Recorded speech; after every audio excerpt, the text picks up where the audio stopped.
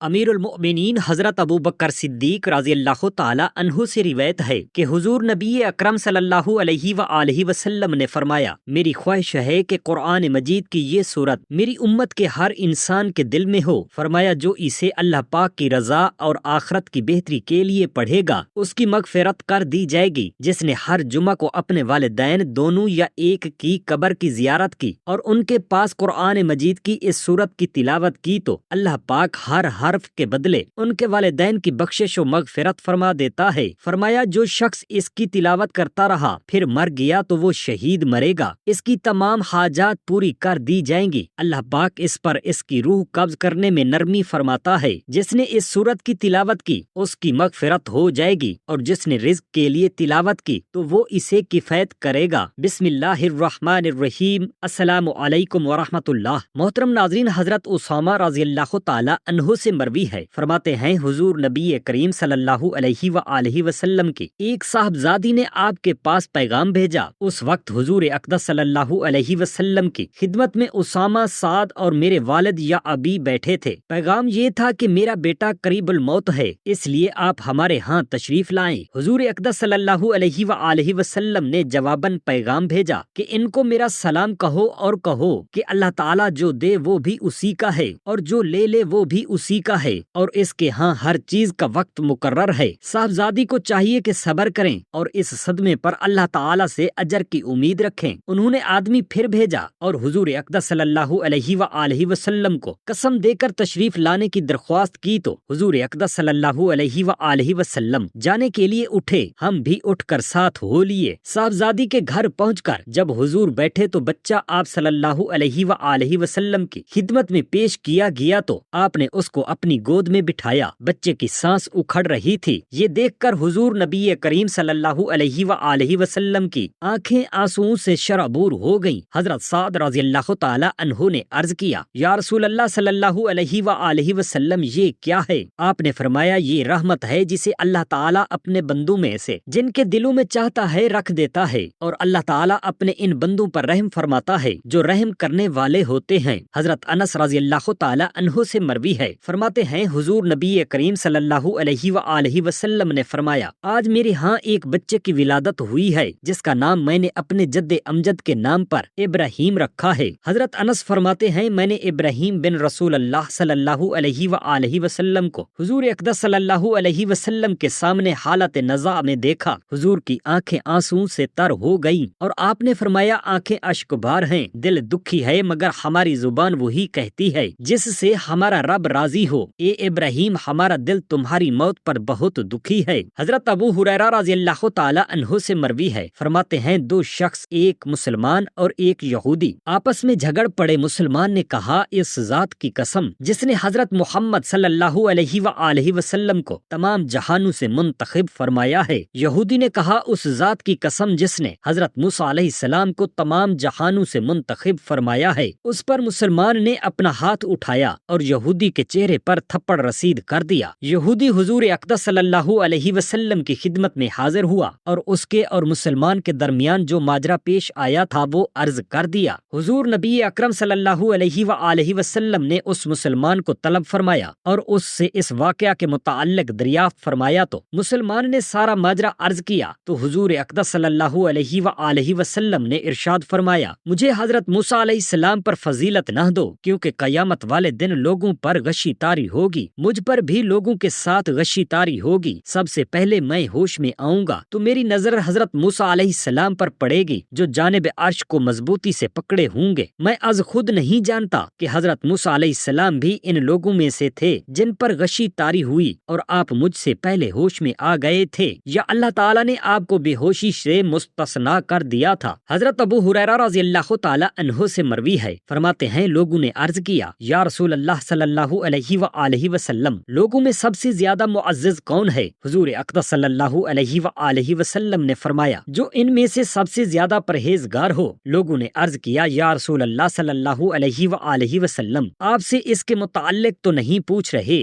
آپ نے فرمایا، تو معزز ترین خدا کے نبی یوسف علیہ السلام جو اللہ کے نبی ہیں۔ صحابہ نے عرض کیا، ہم اس کے متعلق بھی نہیں پوچھ رہے۔ آپ نے فرمایا، تو پھر تم عربوں کی اصلوں کے متعلق پوچھ رہے ہو، ان میں سے جو زمانہ جاہلیت میں افضل تھے وہ زمانہ اسلام میں بھی افضل ہیں بشرطیکہ وہ دین کی سمجھ سے بہراور ہوں۔ حضرت عائشہ صدیقہ رضی اللہ تعالی عنہا حضور اقدس صلی اللہ علیہ وآلہ وسلم سے روایت کرتی ہیں کہ آپ نے فرمایا راہ راست اور میانہ روی اختیار کرو اور خوشخبری سناؤ، بے شک کسی شخص کو جنت میں اس کا عمل داخل نہیں کرے گا۔ صحابہ کرام رضی اللہ تعالی عنہم نے عرض کیا یا رسول اللہ صلی اللہ علیہ وآلہ وسلم کیا آپ کو بھی؟ آپ نے فرمایا ہاں مجھے بھی، میرا عمل جنت میں داخل نہیں کرے گا جب تک میرا رب مجھے اپنی رحمت اور مغفرت کے دامن میں نہ لے لے۔ حضور نبی اکرم صلی اللہ علیہ وآلہ وسلم کے محبوب ہیں۔ بیت المقدس کی بجائے کعبہ کو قبلہ بنانے کی خواہش آپ کے دل میں پیدا ہوتی ہے اور آپ اپنی خواہش کو لبوں پر لائے بغیر آسمان کی طرف نگاہیں بلند کرتے ہیں تو پروردگار عالم قبلہ کی تبدیلی کا حکم نازل فرما دیتا ہے۔ طائف والوں کے ظلم سے آپ کا دل دکھی ہوتا ہے تو پہاڑوں کا فرشتہ بحکم خداوندی حاضر خدمت ہو کر عرض کرتا ہے کہ حکم ہو تو ان ظالموں پر پہاڑوں کو الٹ دوں۔ محبوبیت اور استجابت کی ان شانوں کے باوجود عجز و انکسار کا یہ عالم ہے کہ اپنے غلاموں سے دعاؤں کی اپیل کی جا رہی ہے۔ حضرت عائشہ صدیقہ رضی اللہ تعالی عنہا سے مروی ہے، فرماتی ہیں جب حضور نبی اکرم صلی اللہ علیہ وآلہ وسلم کو کسی شخص کی کوئی شکایت پہنچتی تو آپ اس شخص کا نام لے کر یہ نہیں فرمایا کرتے تھے کہ فلاں شخص کو کیا ہو گیا ہے کہ وہ یہ باتیں کرتا ہے، بلکہ اس کے برعکس آپ یہ فرمایا کرتے تھے کہ لوگوں کو کیا ہو گیا ہے کہ وہ ایسی باتیں کرتے ہیں۔ حضرت عائشہ صدیقہ رضی اللہ تعالی عنہا سے مروی ہے، فرماتی ہیں حضور نبی اکرم صلی اللہ علیہ وآلہ وسلم اپنے 6 یا 7 صحابہ کی معیت میں کھانا تناول فرما رہے تھے کہ ایک اعرابی آیا اور 2 لقموں میں سارا کھانا چٹ کر گیا۔ اس کی اس حرکت پر حضور نبی اکرم صلی اللہ علیہ وآلہ وسلم نے صرف یہ فرمایا اگر یہ اعرابی کھانا کھانے سے پہلے بسم اللہ پڑھ لیتا تو یہ کھانا تم سب کے لیے کافی تھا۔ تم میں سے جب کوئی شخص کھانا شروع کرے تو بسم اللہ پڑھ لیا کرے، اور اگر ابتدا میں بسم اللہ پڑھنا بھول جائے تو یہ الفاظ کہہ لے بسم اللہ اولہ و آخرہ۔ مکہ کے چند متکبر سرداروں نے حضور نبی کریم صلی اللہ علیہ وآلہ وسلم سے مطالبہ کیا تھا کہ اگر آپ ہماری آمد کے وقت اپنے ان غریب ساتھیوں کو اپنی محفل سے اٹھ جانے کا حکم دیں تو ہم آپ کی محفل میں آ سکتے ہیں۔ اللہ تعالیٰ نے حضور نبی اکرم صلی اللہ علیہ وآلہ وسلم کو ان کافروں کے اس مطالبہ کو تسلیم کرنے سے منع فرما دیا۔ اس واقعہ کی طرف قرآن حکیم میں بھی ارشاد موجود ہے۔ حضرت انس رضی اللہ تعالی عنہ سے مروی ہے، فرماتے ہیں حضور اقدس صلی اللہ علیہ وآلہ وسلم نے ہمیں عصر کی نماز پڑھائی۔ جب آپ فارغ ہوئے تو بنو سلمہ کا ایک شخص حاضر خدمت ہوا اور عرض کیا یا رسول اللہ صلی اللہ علیہ وسلم دعوت کے لیے اونٹ ذبح کرنا چاہتے ہیں اور ہماری خواہش ہے کہ آپ اونٹ ذبح کرنے کے موقع پر موجود ہوں۔ آپ نے فرمایا ٹھیک ہے۔ پھر حضور اقدس صلی اللہ علیہ وآلہ وسلم اپنے صحابہ کرام کے ساتھ روانہ ہوئے اور ہم بھی آپ کے ساتھ چل دیے۔ ہم نے دیکھا کہ اونٹوں کو ابھی ذبح نہیں کیا گیا تھا، پھر اونٹوں کو ذبح کیا گیا، ان کا گوشت کاٹا گیا، اسے پکایا گیا اور پھر غروب آفتاب سے پہلے ہم نے ان کا گوشت کھایا تھا۔ حضرت حذیفہ رضی اللہ تعالی عنہ سے مروی ہے، فرماتے ہیں حضور نبی کریم صلی اللہ علیہ وآلہ وسلم جب اپنے صحابہ میں سے کسی شخص سے ملتے تو اس سے مصافحہ کرتے اور اس کو دعائیں دیتے۔ ایک روز میں نے آپ کو صبح سویرے دیکھا تو میں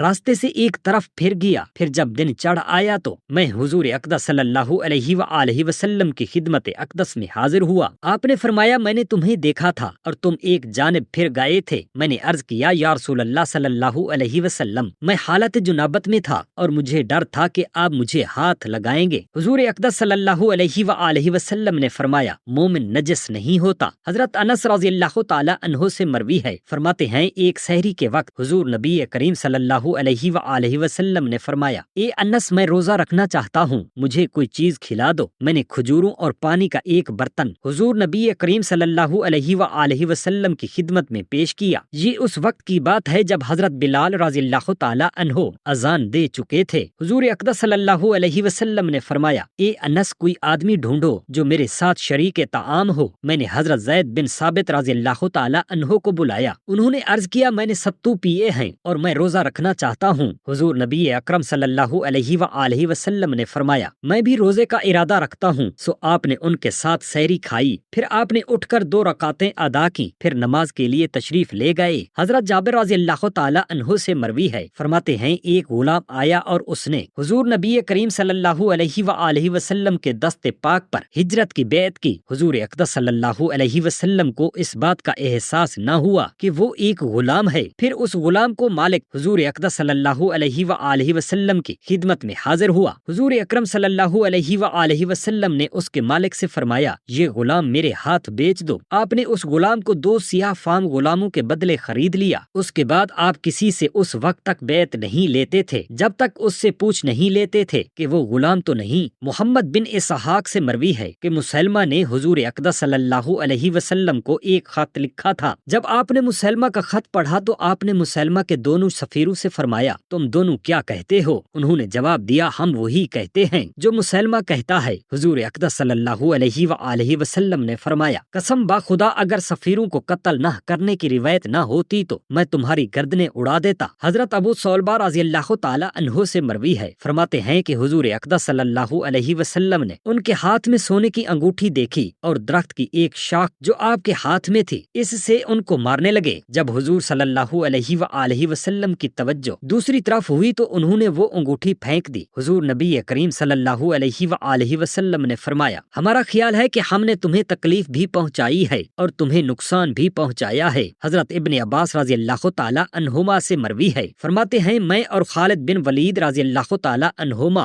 حضور اقدس صلی اللہ علیہ وآلہ وسلم کی موعید میں ام المؤمنین حضرت میمونہ رضی اللہ تعالی عنہا کے گھر میں داخل ہوئے۔ وہ ہمارے لیے دودھ کا ایک برتن لے آئیں۔ آپ صلی اللہ علیہ وآلہ وسلم نے دودھ نوش فرمایا۔ میں آپ کی دائیں جانب بیٹھا تھا اور حضرت خالد بن ولید رضی اللہ تعالی عنہ آپ کی بائیں جانب تھے۔ آپ نے فرمایا، دودھ پینے پر حق تو تمہارا ہے، لیکن اگر تم چاہو تو میں خالد کو ترجیح دے دوں۔ میں نے عرض کیا، میں آپ کے جھوٹے کی کسی کو اپنی ذات پر ترجیح دینے والا نہیں ہوں۔ حضور نبی محترم صلی اللہ علیہ وآلہ وسلم نے حق کی حمایت کے جو عمدہ نمونے ہمارے لیے یادگار چھوڑے ہیں، اگر قوم کے با اثر افراد خود بھی ان کو خضر راہ بنائیں اور عام مسلمانوں کو بھی اسی رنگ میں رنگنے کی کوشش کریں تو ہمارا معاشرہ احساس محرومی کے عذاب سے چھٹکارا پا کر محبت و ایثار کا گہوارہ بن سکتا ہے۔ مکہ کے لوگوں نے جب آپ صلی اللہ علیہ وآلہ وسلم کو جھٹلانا شروع کیا تو آپ نے ان کے سامنے اپنی صداقت کے ثبوت کے طور پر کسی خارجی دلیل کا سہارا نہیں لیا، بلکہ اس مقصد کے لیے آپ نے ان کے سامنے اپنی ذات کو، اپنے ماضی کے کردار کو پیش کر دیا۔ آپ نے ان سے فرمایا، میں تمہارے لیے کوئی اجنبی تو نہیں ہوں، میری ولادت تمہارے درمیان ہوئی ہے، میرا بچپن، میرا لڑکپن اور میری جوانی تمہاری آنکھوں کے سامنے گزری ہے۔ تم جانتے ہو کہ میں نے اپنی نجی اور اجتماعی زندگی کس رنگ میں گزاری ہے۔ اگر ماضی میں تمہیں میرے کردار پر کوئی تہبہ نظر آتا ہے تو تم آج مجھے جھٹلانے میں حق بجانب ہو، لیکن اگر میرا ماضی تمہارے نزدیک بے باک اور شفاف ہے تو آج تم میری تکذیب کس دلیل کی بنا پر کر رہے ہو؟ حضور نبی اکرم صلی اللہ علیہ وسلم کے اس استدلال کا کوئی جواب نہ تھا۔ وہ دل کی گہرائیوں سے آپ کو سچا سمجھتے تھے، آپ کی صداقت پر ان کا تجربہ شاہد تھا۔ خدا کے اس سچے رسول کی تکذیب کے لیے وہ صرف ہٹ دھرمی کا سہارا لے سکتے تھے، اور ہٹ دھرمی ان کے اپنے عمر بھر کے تجربے کے سامنے نہیں ٹھہر سکتی تھی۔ یہی وجہ ہے کہ ان میں سے جو بدبخت تھے وہ توفیق ہدایت ملنے سے پہلے واصل جہنم ہو گئے، اور جو بچ گئے انہوں نے حضور نبی کریم صلی اللہ علیہ وآلہ وسلم کی غلامی کا طوق اپنے گلے میں ڈالنے میں زیادہ دیر نہیں لگائی۔ جو لوگ حضور کی جلوت و خلوت کے شریک تھے، جن سے حضور اکرم صلی اللہ علیہ وآلہ وسلم کا کوئی ظاہری فعال پوشیدہ نہیں تھا، انہوں نے حضور کی تصدیق کرنے میں ذرا دیر نہیں لگائی۔ جن لوگوں کو سب سے پہلے کلمہ پڑھنے کا شرف نصیب ہوا وہ وہی لوگ تھے جن سے آپ کی کوئی بات پوشیدہ نہ تھی۔ وہ یہ تھے حضرت خدیجہ الکبریٰ، حضرت صدیق اکبر، حضرت علی اور حضرت زید بن حارثہ رضی اللہ تعالی عنہم۔ سب اسی قسم کے لوگ تھے، آپ کی جلوت و خلوت کے یہی شریک، آپ کی خوش خلقی کے سب سے بڑے گواہ ہیں۔ آئیے خلق رسول پر اہل خانہ اور خادموں کی چند شہادتیں ملاحظہ فرمائیں۔ حضرت خدیجہ الکبریٰ رضی اللہ تعالی عنہا کے ساتھ حضور نبی اکرم صلی اللہ علیہ وآلہ وسلم کا تعلق باعث سے پہلے کا تھا۔ ابتدا میں حضور نبی کریم صلی اللہ علیہ وآلہ وسلم ان کی تجارت کی نگرانی فرماتے رہے۔ 25 سال کی عمر میں حضور کی اہلیہ نے ان کو اپنی زوجیت کا شرف عطا کیا۔ حضرت خدیجہ رضی اللہ تعالی عنہا کی زندگی میں حضور صلی اللہ علیہ وسلم نے کسی اور عورت کو عقد نکاح میں نہیں لیا تھا۔ حضرت خدیجہ رضی اللہ تعالی عنہا حضور صلی اللہ علیہ وسلم کو سب سے زیادہ جانتی تھیں، اس لیے انہوں نے حضور صلی اللہ علیہ وسلم کی دعوت توحید کو ایک لمحے کے لیے بھی شک کی نظر سے نہیں دیکھا، بلکہ حضور صلی اللہ علیہ وسلم نے اپنی نبوت کا اعلان فرمایا تو ان کی بصیرت کا فیصلہ یہ تھا کہ جو بات محمد عربی صلی اللہ علیہ وسلم جیسے صادق کو آمین کی زبان سے نکلے وہ کبھی جھوٹ نہیں ہو سکتے۔ اپنی بصیرت کے اسی فتوی پر انہوں نے فوراً کلمہ توحید پڑھ کر اسلام کو گلے سے لگا لیا۔ امیر المؤمنین حضرت صدیق اکبر رضی اللہ تعالی عنہ سے روایت ہے کہ حضور نبی اکرم صلی اللہ علیہ وآلہ وسلم نے فرمایا، میری خواہش ہے کہ سورہ یاسین میری امت کے ہر انسان کے دل میں ہو۔ فرمایا جو اسے اللہ پاک کی رضا اور آخرت کی بہتری کے لیے پڑھے گا اس کی مغفرت کر دی جائے گی۔ جس نے ہر جمعہ کو اپنے والدین دونوں یا ایک کی قبر کی زیارت کی اور ان کے پاس سورہ یاسین کی تلاوت کی تو اللہ پاک ہر حرف کے بدلے ان کے والدین کی بخشش و مغفرت فرما دیتا ہے۔ فرمایا جو شخص سورہ یاسین کی تلاوت کرتا رہا پھر مر گیا تو وہ شہید مرے گا، اس کی تمام حاجات پوری کر دی جائیں گی۔ اللہ پاک اس پر اس کی روح قبض کرنے میں نرمی فرماتا ہے۔ جس نے سورہ یاسین کی تلاوت کی اس کی مغفرت ہو جائے گی، اور جس نے رزق کے لیے تلاوت کی تو وہ اسے کفایت کرے گا۔ اللہ تبارک و تعالی سے دست ادب دعا ہے ہم تمام مسلمان بہن بھائیوں کے والدین جو زندہ ہیں ان کی صحت کاملہ عاجلہ عطا فرمائے، اور جو انتقال فرما گئے ہیں ان کی بخشش و مغفرت فرمائے،